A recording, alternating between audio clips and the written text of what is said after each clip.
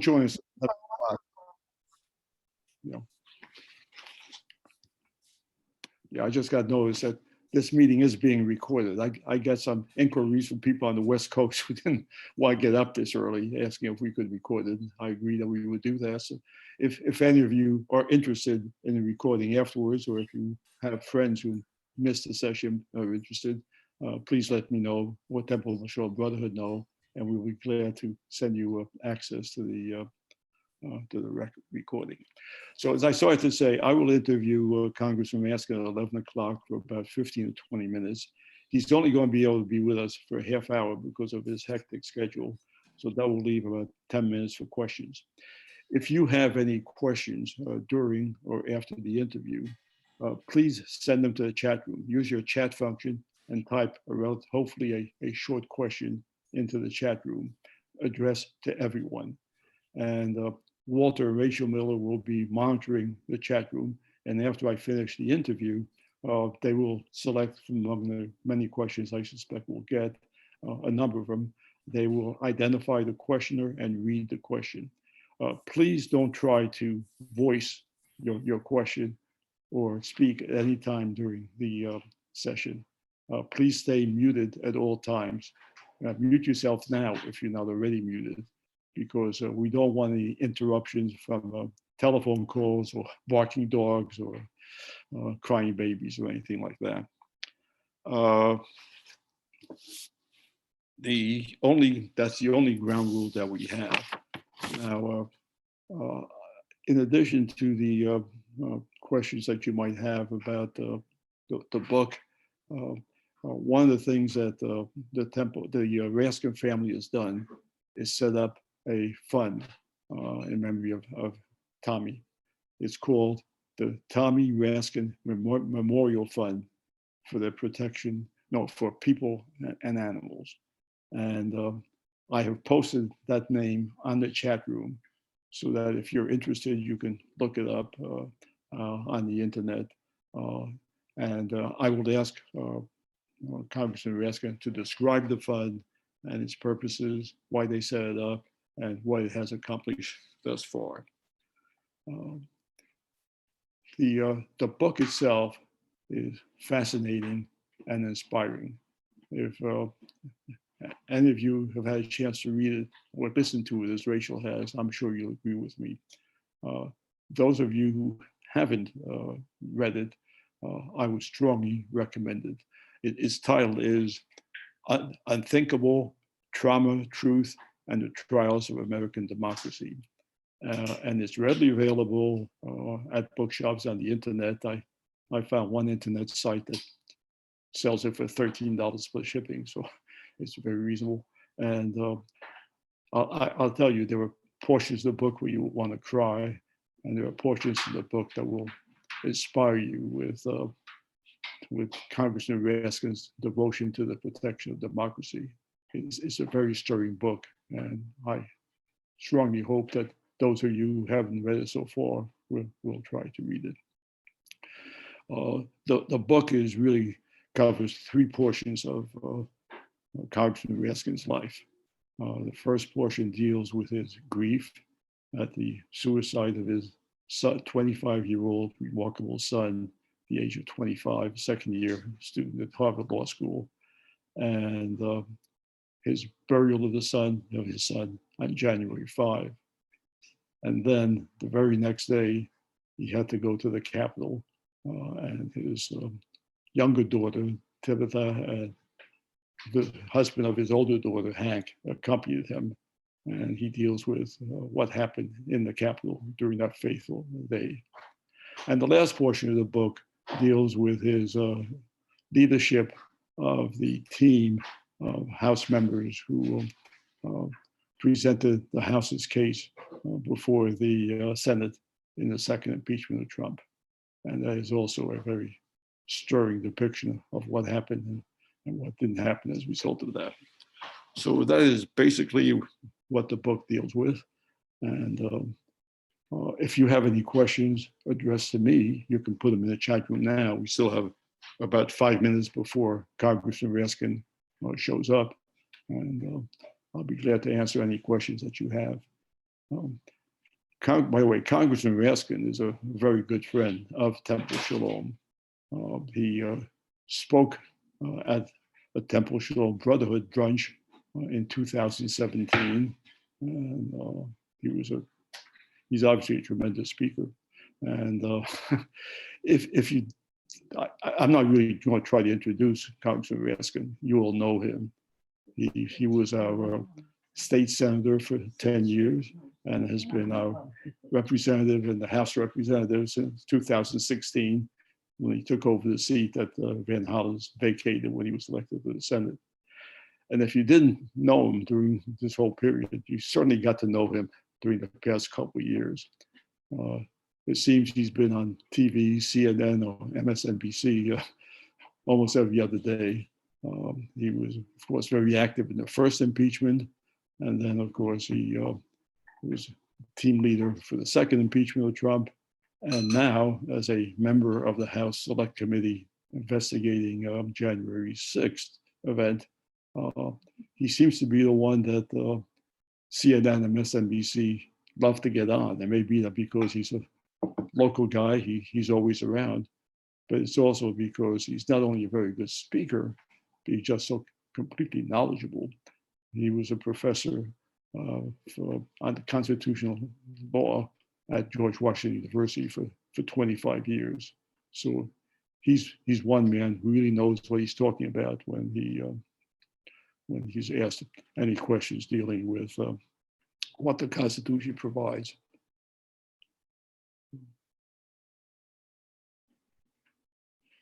Okay, I've run out of introductory remarks. So if anybody has any questions, as I said, I'll be glad to answer them. I see a bunch of smiles, but no raised hands. And I hope that when 10 o'clock rolls around in 5 minutes, we don't find that Congressman Raskin is having trouble getting on Zoom. I know I myself have a somewhat ancient laptop, and somehow it doesn't seem to function uniformly well with Zoom sessions. I belong to a group at the temple called the Wine Tasters that gets together once a month to mostly the social event, but also to try out some different wines. And we were on Zoom this past Thursday. And the first 2 times I tried to get onto the Zoom session, I couldn't do it. It wasn't until the 3rd try. So either there was something wrong with the links I was using, or something wrong with me, or something wrong with the computer. Maybe a mixture of all 3. I particularly want to welcome those people who I can detect are not, or as far as I know, are not members of the temple, although I'm sure I don't know every one of our almost 400 members. I'm glad that you saw the publicity that we put out, and I hope that you enjoy listening to Congressman Raskin as much as we have. In addition to appearing in Brotherhood in 2017, he's also shown up at least one other temple event. Since he's our local congressman, obviously he's very familiar with us, and we're very grateful for his continuing cooperation with our events.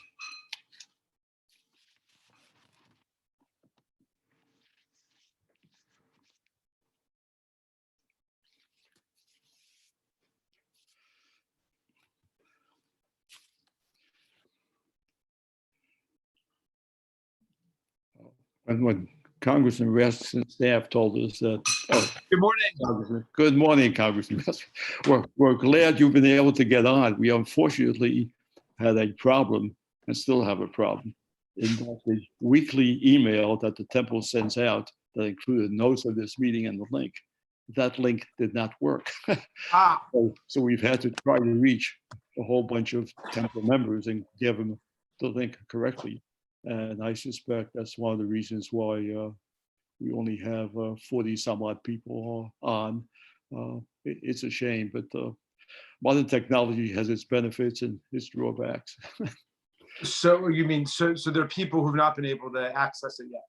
Yes, so we're hoping that they'll continue to try to access during this session. well, we had Congressman Raskin for a while.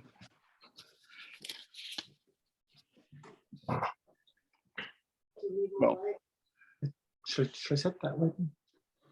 I can bring it. Do you need a light ring? Well, but maybe I should just sort of, forgive me, I'm just trying to figure out my seating arrangement here. Maybe I should sit over there and then I'll just let the light come in because it seems to be coming from this direction. You think? No? Does that work for you or no? Yeah, and I can also put up a curtain. This Or is I can- fine. This or I is, can bring you a light ring. no, I think the light is fine. I'm just gonna rearrange what I have. There we go. Great. Yeah. All right. Well, good morning. So I'm ready when you guys are ready. well, we're ready. I'm delighted. My name is Maurice Axelrad, Congressman Raskin, and I'm delighted to welcome you back to Temple Shalom. I remember vividly your appearance in 2017 when you spoke to us about current events. This session is going to be somewhat different than that 2017 session. That one was in person, and we actually had a brunch. This time we're on Zoom, and everyone's going to have to supply their own bagels. And the other main difference is that when you appeared in 2017, you spoke to us, but you told us this time you prefer to be interviewed. So I'm going to ask you a bunch of questions, probably about 15 to 20 minutes, and then we'll open it up for questions from the audience. People will not voice their questions. We've asked anyone who has a question to send it to the chat room, and I have two people, Walter and Rachel Miller, who will scan and look at those questions, and they will identify the questioner and read those questions to you. We're very pleased that you're willing to take time off from your hectic duties, both in the House and with the House Select Committee, to discuss with us your very inspiring book. Your book seems to cover three basic portions of your life. The first was the untimely death of your remarkable son and your grief at the burial on January 5th. And then it moves to your very next day presence at the Capitol during the insurrection with your younger daughter and your son-in-law, the husband of your older daughter. And then finally, it talks about your leadership of the House impeachment team before the Senate in the second impeachment of then President Trump. I will start with questions about Tommy. I didn't know much about Tommy before I read your book, but when I did, I was very impressed. And He taught Sunday school at Temple Shalom, you know. Yes, I didn't know that. That's amazing. Yeah. It's apparent that not only that you love your son deeply, but that you were very proud of him. Please describe it for us and tell us why you admired him so much. Well, Tommy had a beautiful soul and an astonishing intellect. He was a second-year student at Harvard Law School when we lost him. But he had a remarkable heart, just filled with compassion and love for the world and for all living things. He was tremendously funny. He was a playwright. He did stand-up comedy. He was a poet in a very deep sense and wrote some remarkable poetry and would get up and deliver, 20 or 25-minute poems that were just part of him that he knew, and we're in the process of collecting his poetry and his plays and some of the speeches he made and stuff like that. But he was a great friend to his friends. He was actually the friend that a lot of his friends looked to for moral and emotional support. But Tommy had, a private struggle with depression that just overcame him. And we lost him on the last day of 2020. And he left us a note which said, "Please forgive me. my illness won today. Look after each other, the animals, and the global poor for me. All my love, Tommy.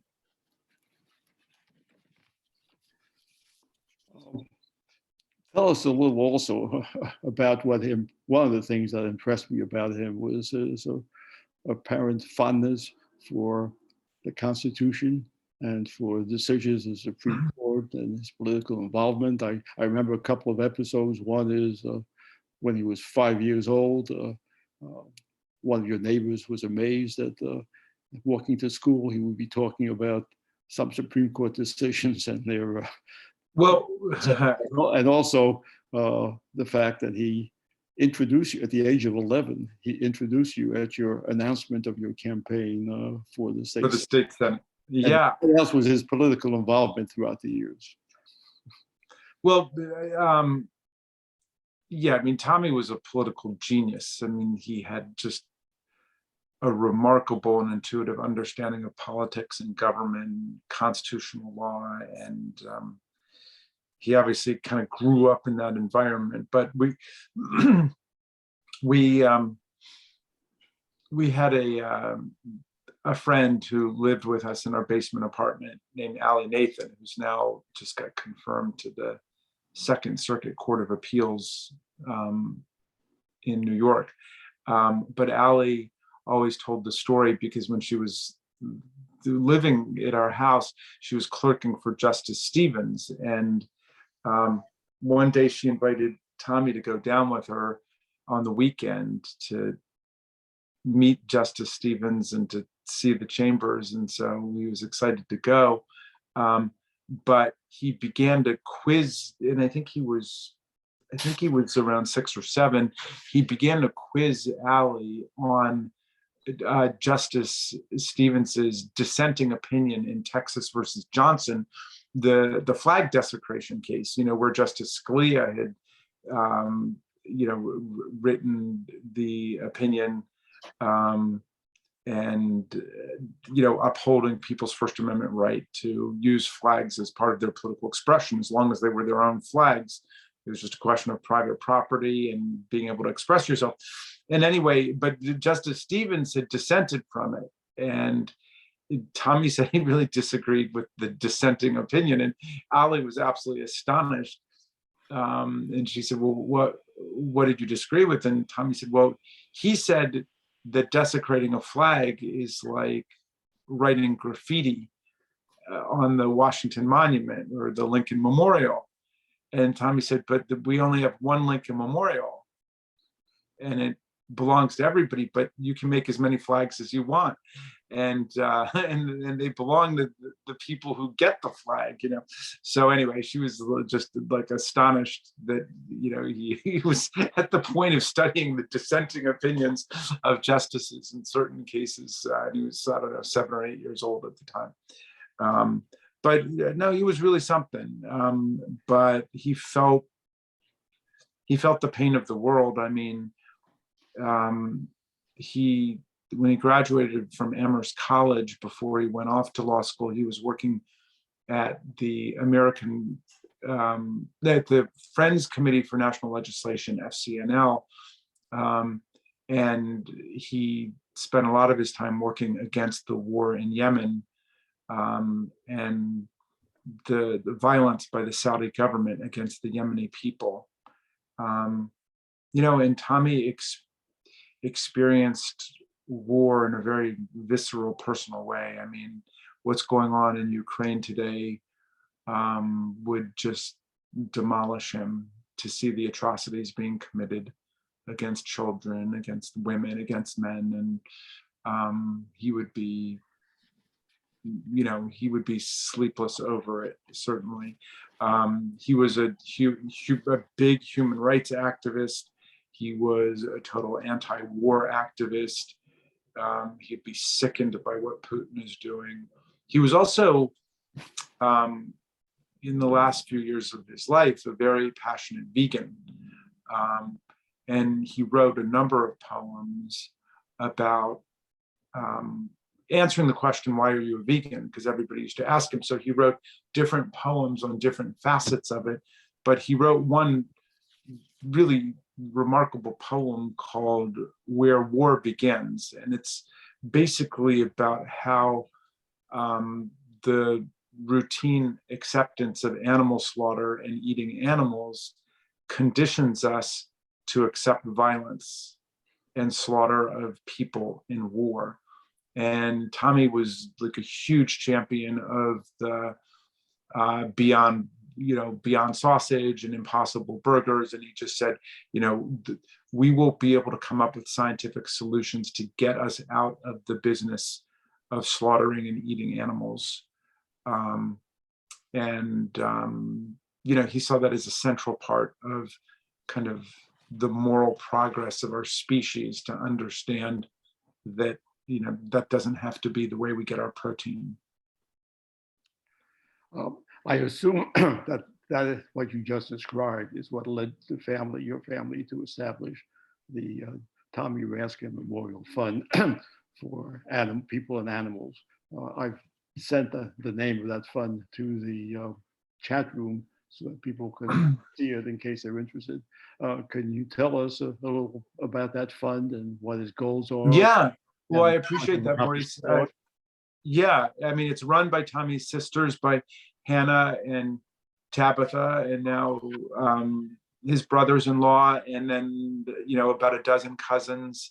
It was obviously a great catastrophe and trauma for our family to lose Tommy, but this has given everybody a way to keep his spirit alive. And they get together and they debate about, what Tommy might think about this or that charity. But I think that they got together and did some emergency funding for Ukraine-related refugee funds and human rights groups. So the fund has something, I think, around $1.5 million in it, or might be approaching $2 million now. So they're continuing to raise money, and they've made it, a place where they're committing to do their philanthropy, and then they meet and they give money to the causes that were so important to Tommy.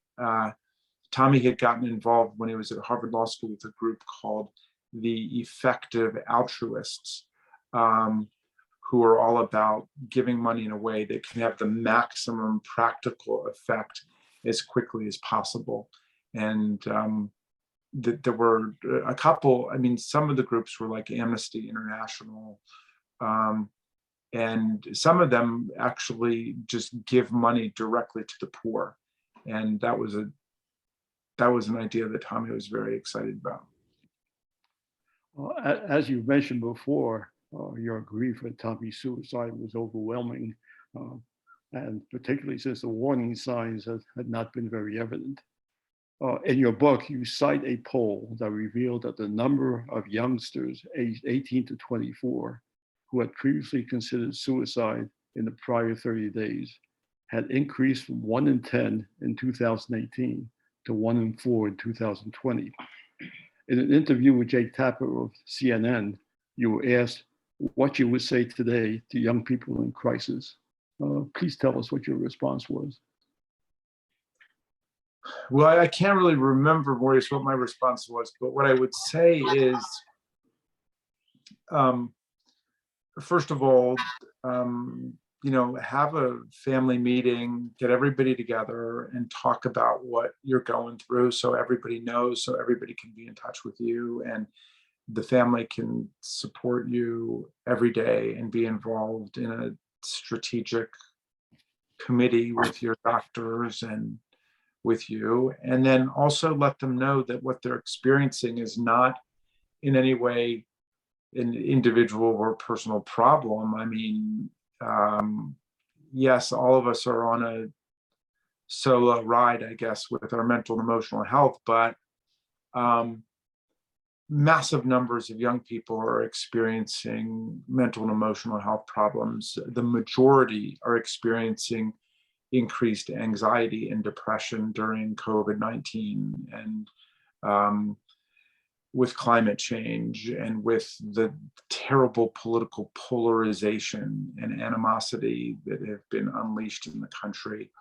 That has taken a real toll on the health of young people. And so there are a lot of things that young people can do on their own. There are a lot of things they can do with their family, but I also feel that it's important for all of us to recognize the collective nature of what they're going through, and that we're with them, and that some of the solutions, not all of them, but some of them are in the realm of politics. And certainly we have to use politics to get more people in the mental behavioral health field, so that there are more doctors and nurses and professionally trained people who can relate to what young people are going through. And we also have to give people a sense of hope by making progress on climate change, by making progress in addressing COVID-19, so that young people are not just treated to politicians yelling at each other or lying about what's taking place or promoting disinformation and conspiracy theories. But that's a profoundly demoralizing and isolating thing for them to go through. So, my campaign, Maurice, I come obviously from a blue district, which has just gotten bluer because it's now completely Montgomery County, a tiny little piece of Prince George's, but it's overwhelmingly Montgomery County. So I don't waste the hard-earned dollars that people share with me in my campaign on pollsters or consultants or TV or radio. We put it into a school for young people. It's called Democracy Summer. Tommy and Hannah and Tabitha and my nieces and nephews have been involved with it for a long time, but it's pretty much taken over my campaign because it's by far the most rewarding and effective thing we do. But this summer, we'll probably have around 150, 175 high school and college kids who come and work with us on first studying the history of social change in our country and the movements that have transformed America, but then two, learning how to register people to vote, how to educate voters, how to mobilize people to turn out to vote, how to do digital organizing. And so we're training the next generation of democratic organizers and leaders, and I'm very excited about that. The Democratic Congressional Campaign Committee has adopted Democracy Summer as a national program, and so we're hoping that there will be more than 1,000 Democracy Summer Fellows across the country this year, and we'll be in something like 75 or 100 congressional districts. Well, that certainly sounds like an exciting program. With respect to what happened next in your life, notwithstanding your grief, you decided to go to the Capitol on January 6th. In your book, you state that while the insurrection was taking place, you felt no fear. Please describe what emotions you did have while you were under siege and fleeing through the Capitol tunnels, including your concern for your daughter and son-in-law who were separated from you. Well, I felt oddly curiosity and bemusement. I wanted to figure out exactly how this all happened and why it was happening. Speaker Pelosi had tasked me a couple months before to get ready for all of the parliamentary objections that we expected to be leveled against the introduction of electoral college votes from Arizona, Georgia, Pennsylvania, Nevada, New Mexico, Michigan. And so we had gotten ready, as I say in the book, we'd gotten ready for everything except for what was about to happen.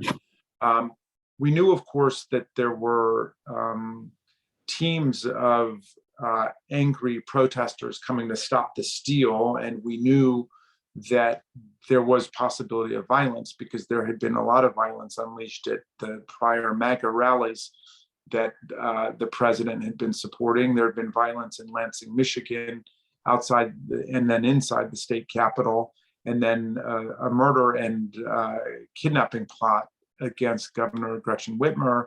And this had been taking place in some other states too. But what we did not plan for was the idea that the violence outside would actually invade the Capitol, and that there would be these two streams of attack coming at us. One, a violent insurrection determined to overthrow the counting of electoral college votes for the first time in American history, and smash our windows and assault our police officers and so on. And then two, an inside political coup orchestrated by President Trump and his team, like Steve Bannon and Mark Meadows, to overthrow the 2020 election in order to seize the presidency for another 4 years. And so this is one of the many things I condemn myself for in my book about these events.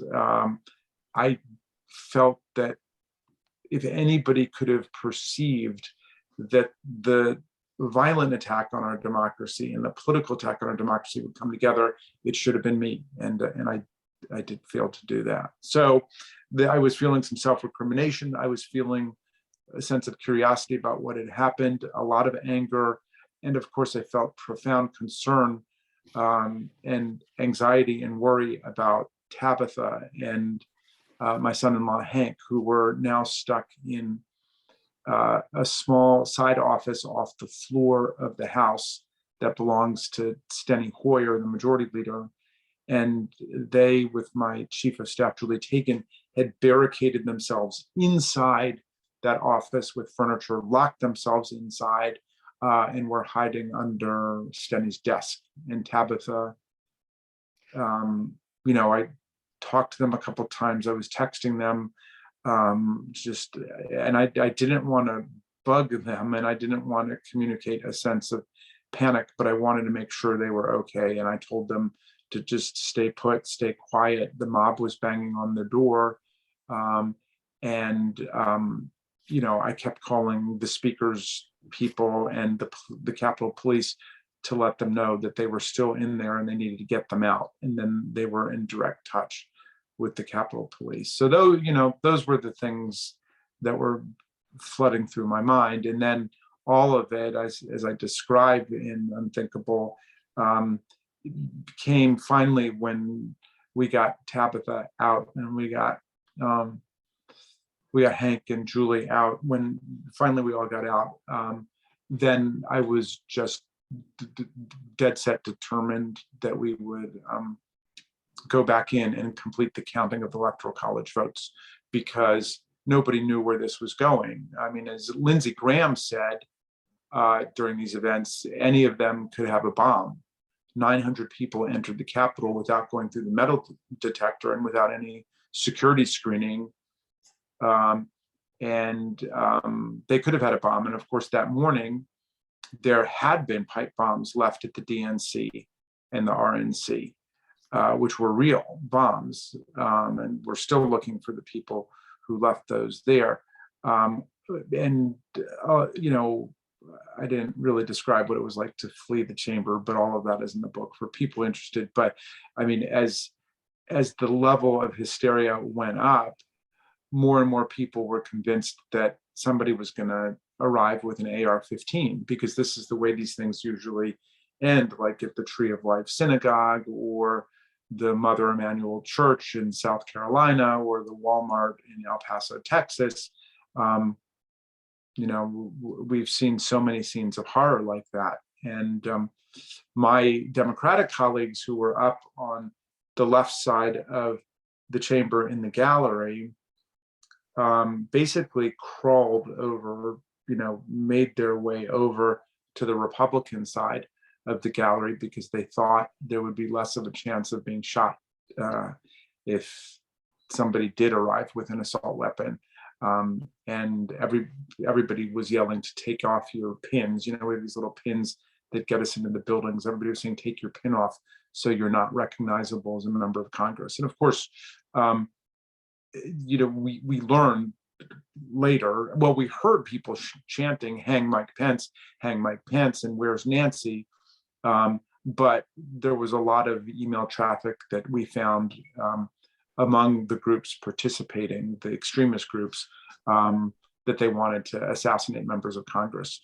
And there, to the extent you want to get into it, we can talk about the exact plan for trying to nullify Joe Biden's electoral college vote majority. There were different ways of doing that. I mean, the cleanest and simplest way was to get Mike Pence to declare extra constitutional lawless powers to unilaterally refuse electoral college votes. But another idea that clearly the more extremist elements were advancing was just kill enough Democratic members of Congress so that Biden would lose in the vote over contested electoral college votes when it came to the floor. Okay. My last question to you is that the House Select Committee has uncovered a tremendous amount of additional evidence with respect to President Trump's incitement of insurrection and obstruction of an official proceeding. If that information had been available to you during the impeachment, do you think that it would have swayed any additional Republican senators? I don't think so, because a lot of that evidence was available. I mean, we had all the tweets, of course. So we had Donald Trump tweeting at a time when Mike Pence was trying to save his life and they were escorting him out of the chamber. We saw Trump tweeting, Mike Pence didn't have the courage to do what needed to be done. And so he continued to incite the mob against Mike Pence during that period. And we knew that, we knew that everything went dark with Donald Trump for 187 minutes and nobody knew what he was doing. He just disappeared. He was just eating up the TV video footage of the terrible violence being waged against our officers, who ended up with broken jaws, broken necks, broken noses, shoulders, arms, legs, fingers, toes, traumatic brain injuries. And now today, of course, post-traumatic stress syndrome. He, according to several reports, was just out there delighting in it and enjoying the spectacle of all of this violence. I think we had the goods on him. I think we overwhelmingly made our case. And, we ended up with the most bipartisan, the most sweeping bipartisan result in a presidential impeachment trial in the Senate in American history. There have just been 4, Andrew Johnson, Bill Clinton, Trump 1 and Trump 2, and ours ended up with a 57-43 vote to convict. Unfortunately, as you say, we fell short of the 67 vote, the 2/3 requirement. So he beat the constitutional spread. But nonetheless, we have an emphatic statement that he did it. But the reason why I say I don't think it would have made much difference is if you listen to Mitch McConnell's speech afterwards, McConnell said, basically, the impeachment team from the House made the case. He said, I have no doubt that he was factually and morally and ethically responsible for everything that happened that day. But he said he didn't think that the Senate had jurisdiction to try a president who had, already left office a few weeks before, which cut against more than 2 centuries of understanding in the Senate. And that phony claim had been advanced at multiple times throughout American history and always rejected by the Senate, which said, well, then anybody who's facing impeachment or trial would just resign, and then you couldn't impeach them. But we've impeached many, many people who have left office, judges and others, and there's all kinds of authority for it going back, not just through American history, but also into British history, which was the basis for the impeachment provision. So it was phony. And I emphasize that because I don't think, if that's your problem, that you think the Senate doesn't have jurisdiction, and if the Senate doesn't, who would? But if you don't think the Senate has jurisdiction, no level of factual proof would be able to convince you. And I think that most of the Republican senators who did the wrong thing hung their hats on that point.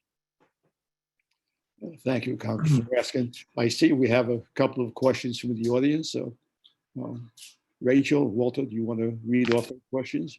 Okay, I know we have very little time, so I'm going to ask quickly. Jennifer Alexander, I have a question. When the time comes, beyond voting and mobilizing others to vote, what else can we do to save the House and Senate and democracy?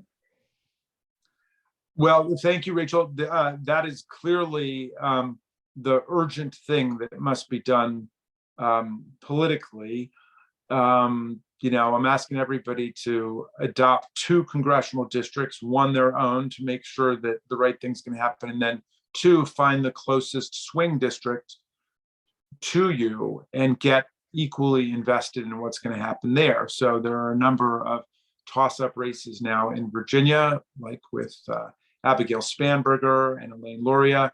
There's a few in Pennsylvania, like Susan Wild up in Allentown, or maybe you have family in another part of the country, but get involved there so that you're not just thinking about your district. Obviously, we've got an overflowing surplus of idealism and energy and willingness to defend our democracy here, and we've got to export some of that. So, if you be in touch with me, send me your email. I'll put you on my list.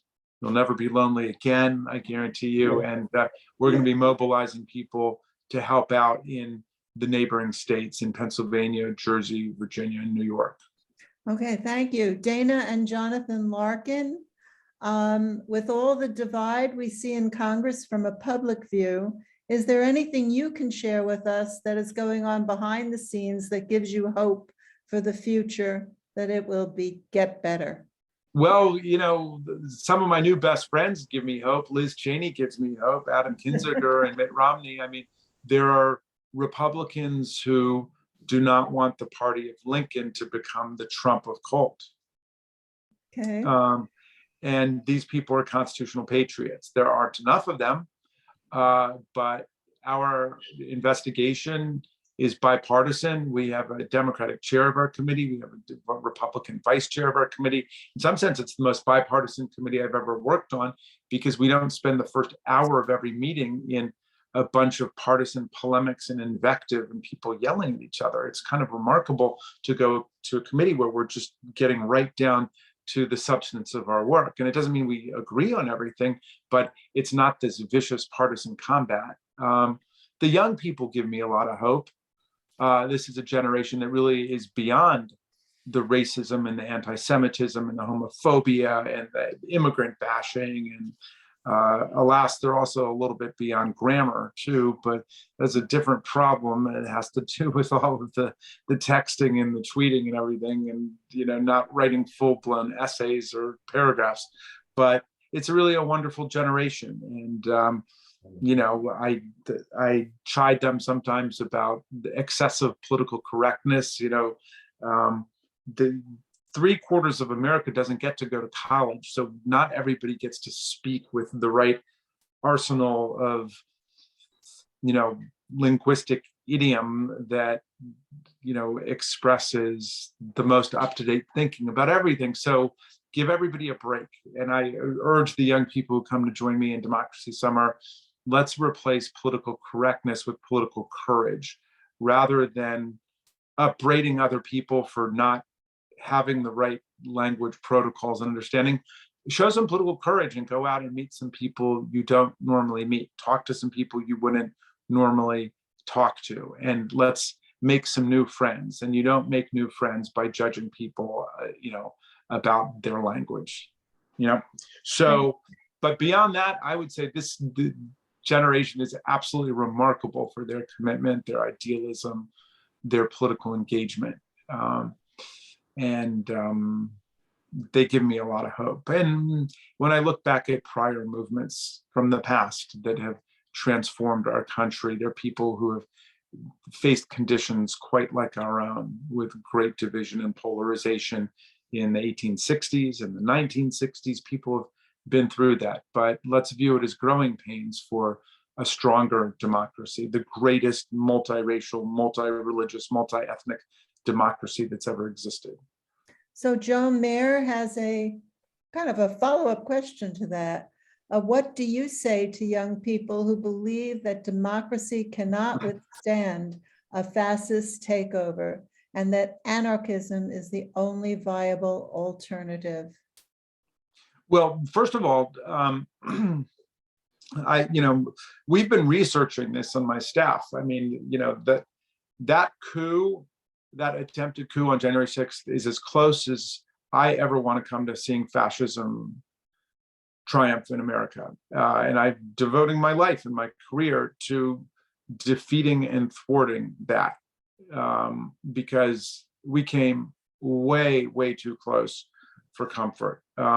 But if you look at coups that have taken place in Italy and Greece and Argentina and Chile, around the world, the left parties, the liberal parties, are not able to defeat fascism on their own. It's always a coalition between the liberal and progressive parties in the center right, which is the importance of Liz Cheney and Adam Kinzinger and the big businesses that reject Donald Trump and fascist insurrection in the country. So we've got to stand up for the whole constitutional framework.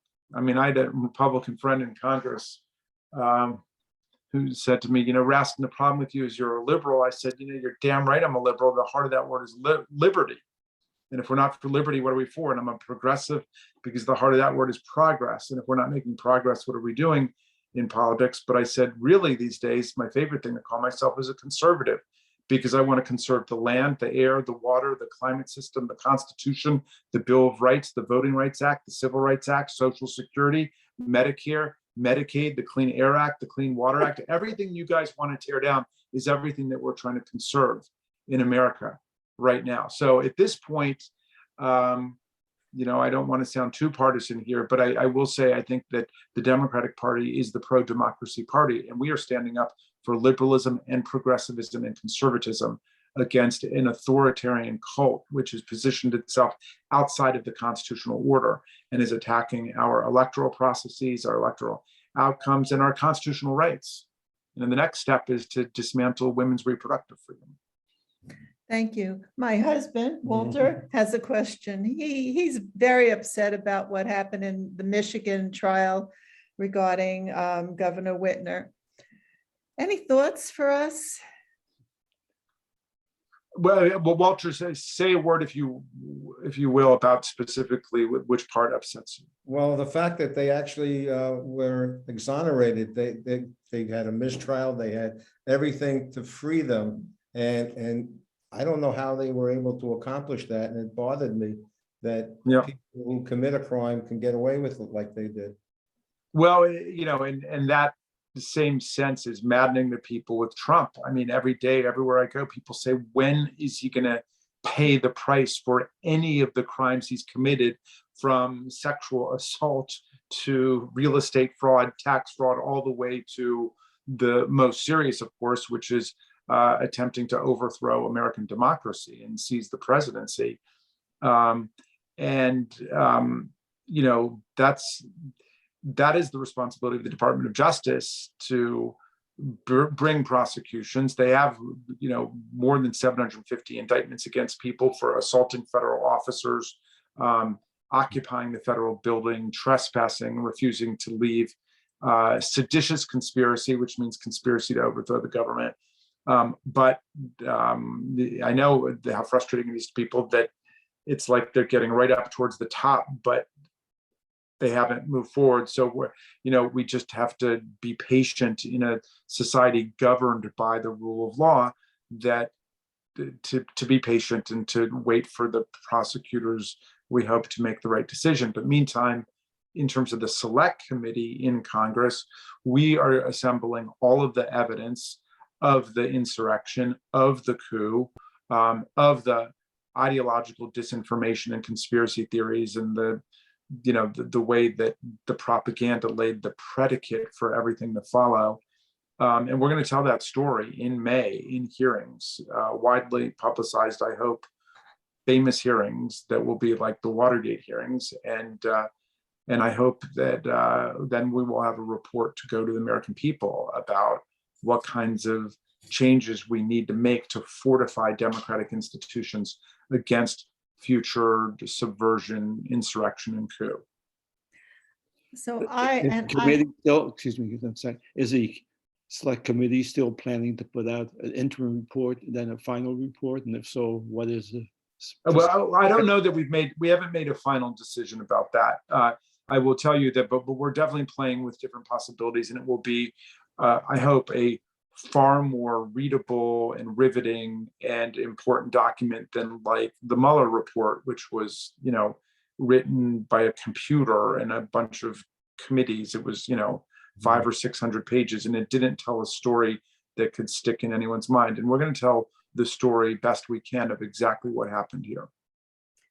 So my last question, my personal question for you, after listening to your book twice, which I'll probably listen to it again. It's remarkable, but I just wondered where you get that feeling for democracy. I've never heard it spoken about with such love and commitment. Oh, Rachel, what a beautiful thing to say. Thank you for saying that to me. Well, I don't know. I mean, you know, you've read my book now a couple of times. I mean, you know about my childhood and the things that I saw and lived through. When I was 6 years old, my dad was indicted in the famous Boston 5 trial, the Dr. Spock trial, with Dr. Spock, William Sloane Coffin, a few other people, for conspiracy to aid and abet draft evasion during the Vietnam War. And my father was indicted. He had been an official in the Kennedy administration, but he had written a document called A Call to Resist Illegitimate Authority, where he made the argument that the Vietnam War itself was illegal, was in contravention of the Geneva Accords, and had not been declared by Congress and so on. And I mean, I was trying to understand it as a child. I was just 6 years old, and you know, we were told that my dad might go to prison. So it was a very heavy thing for us to go through.